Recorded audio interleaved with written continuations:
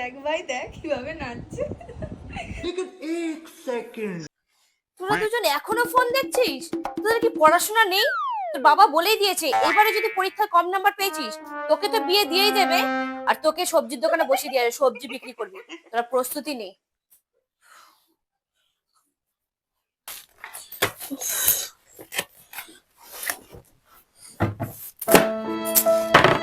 বাচ্চাগুলোকে বকলাম, যাই গিয়ে দেখে আসি কাঁদছে না করছে ওরা। जरा सबर करो।